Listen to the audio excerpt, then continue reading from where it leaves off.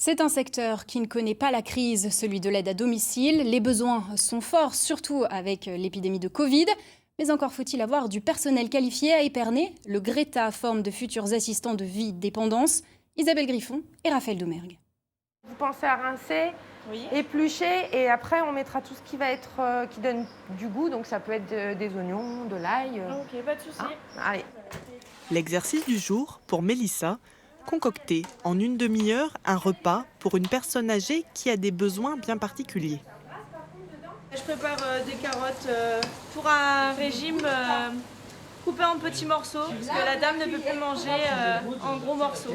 J'adore cuisiner, et puis en plus à domicile, on a souvent l'occasion de pouvoir cuisiner avec les gens, donc c'est parfait. Pour d'autres stagiaires, comme Sébastien, cet atelier s'avère un peu plus compliqué. Je suis un peu aidé par mes collègues et par la formatrice, mais sinon je patauge. Je patauge. Donc, non, mais après c'est pas plus mal parce qu'il y a des domaines comme ça dans lesquels on n'est pas forcément doué et on peut vraiment progresser là-dessus. Donc pour moi c'est la cuisine. Et la cuisine, c'est important lorsqu'on assiste une personne âgée ou handicapée dans sa vie de tous les jours. La personne professionnelle doit être capable d'adapter l'alimentation avec les besoins de la personne au niveau nutritionnel, mais pas que, aussi en fonction de ses souvenirs, ce qu'elle avait l'habitude de manger aussi et de respecter aussi ses envies. Après 8 mois de formation, ces stagiaires espèrent décrocher une certification pour devenir assistant de vie dépendance. Un métier nouveau pour Sébastien. Après avoir travaillé dans l'animation et la garde d'enfants, il espère que ce diplôme lui ouvrira de nouveaux horizons. Ça va apporter une reconnaissance au niveau des clients chez qui je vais intervenir, au niveau de mes collègues. Ce diplôme-là, voilà, je vais pouvoir l'accrocher en gros chez moi. Donc, ça va être une fierté. Ouais. Dans cet appartement qui fait office de salle de cours, Mélissa s'entraîne à effectuer un transfert. Je vais mettre votre jambe droite sur votre jambe gauche. Et ensuite, vous allez attraper la barrière et on va pivoter. Des gestes qu'elle connaît bien. Depuis l'âge de 16 ans, elle travaille comme auxiliaire de vie. Elle sait que le métier est difficile et que les salaires sont faibles.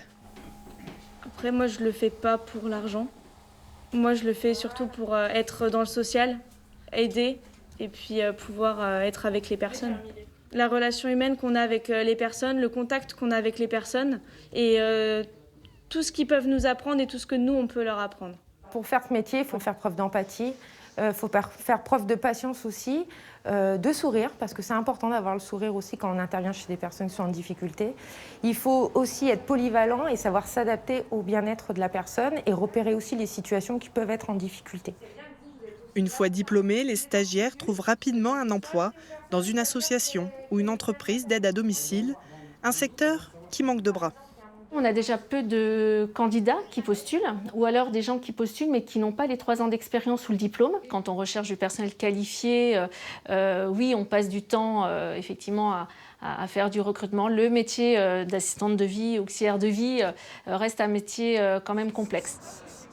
Après quelques années, la plupart des assistants de vie envisagent de se mettre à leur compte pour gagner davantage que le SMIC.